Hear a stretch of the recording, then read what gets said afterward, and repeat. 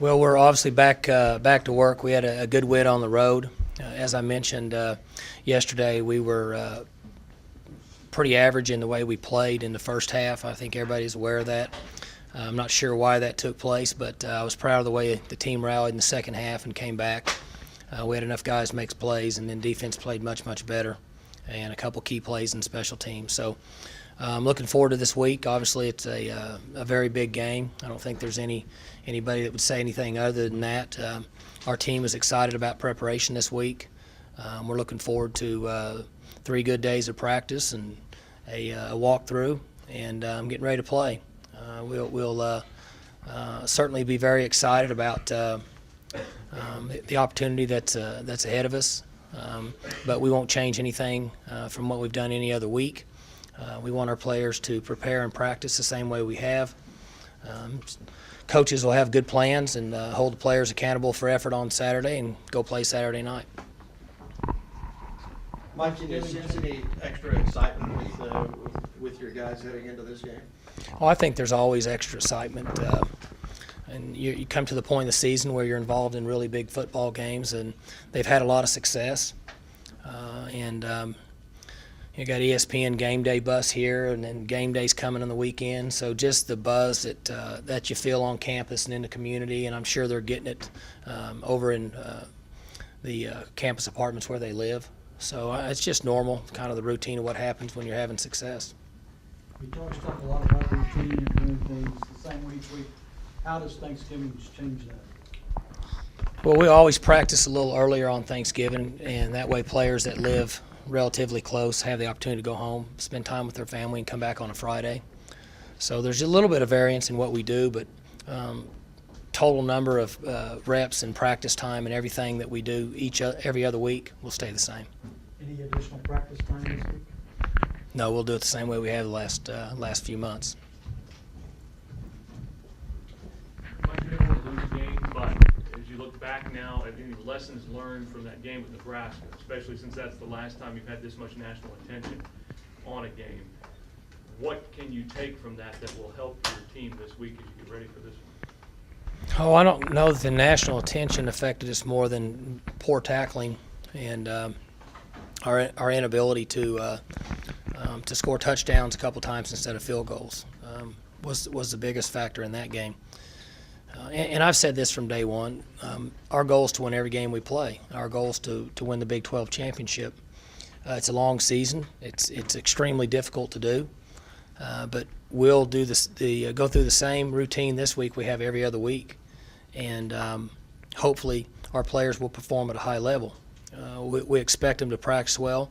We expect them to prepare mentally. We'll be involved in that process, and we expect them to go out and play well enough to win the game.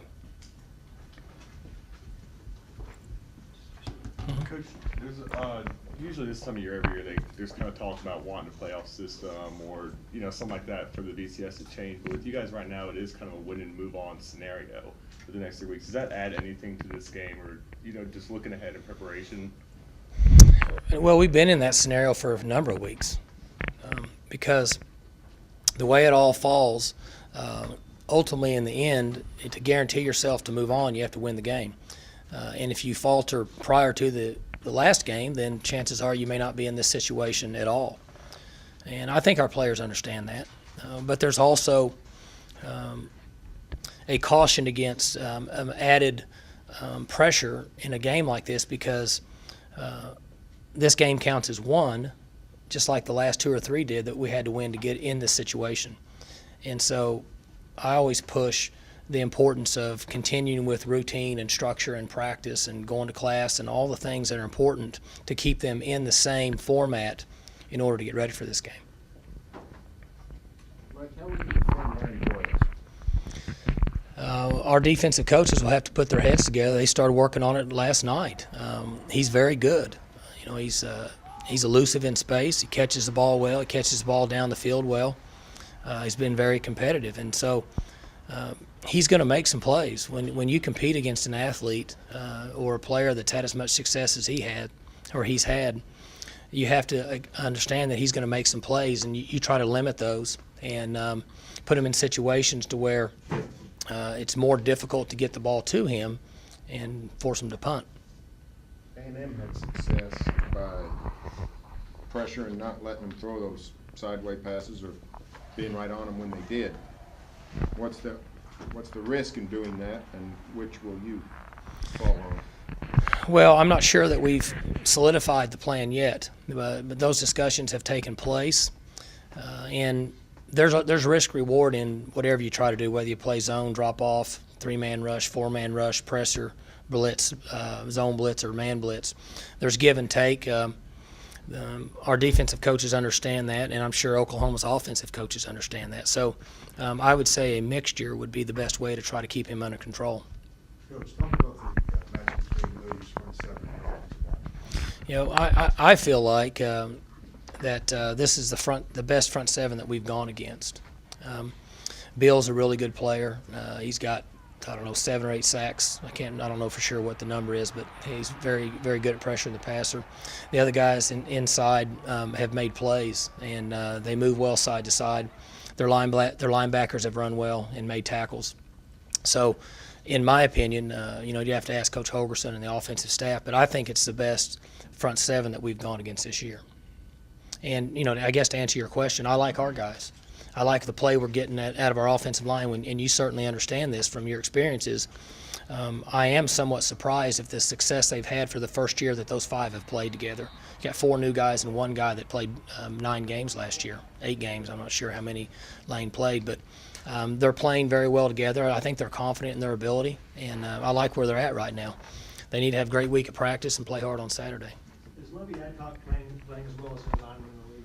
Offensive line? Again, it's hard for me to compare to other teams because I don't spend a lot of time evaluating other teams' linemen individually, but he's played very, very well for us and has played close to as well as anybody we've had around here, with the exception of Russell, who's a 6th-player pick in the draft. It's really not fair to compare him to him. But at the end of the season, I think it'd be a good question for Coach Wickline because he has played very well. Coach, outside of Murray and Boyes, do you feel like this is the deepest skilled players core that you guys have faced this year? They have a number of guys that can make plays. Number 4 makes plays. 22 makes plays. Obviously, DeMarco's making plays. The quarterbacks, he's played very well the other night. So they have a number of guys that can make plays. They have skilled guys that can make you miss, and have the ability to move the chains. There's no question about it. Mike, you got some guys like you and Bill that really understand the depth of this rivalry. You got a guy like Dana who is kind of all 4-2. Is there any advantage to being like that and not really getting sucked in? Not that you're going to get sucked into it, but not getting into that whole rivalry thing and just. I think he would be staring at his plays anyway. But is there advantage to being that way? Well, I'm not sure really how to answer that. I know that most people that have been involved in our league have a pretty good understanding of Oklahoma and Oklahoma State game and Texas A&M game, or Nebraska, Colorado, Kansas State, just from being in the league. And so Coach Young and I don't know that it'll change our routine much. I know it's not going to change Bill Young's routine. I mean, I can tell you when he's going to be here, and I can tell you when he's going to go home. And he'll comment that they have got a lot of great players, and he doesn't know how he's going to stop them. And that's what he's going to say pretty much every game throughout the season. And Dana's going to probably tell you that he's not really doesn't understand the rivalry, and kind of move on to the next question, which I'm sure that he probably has a pretty good feel for it. Is the emotions and the physicality of this Bedlam game this year the same as it was when you played? Has the emotions and physicality of the game changed? I don't think it's changed. I think there's obviously more coverage and talk about it because of the age of technology, but I don't think the structure or the thought process behind the game's changed any.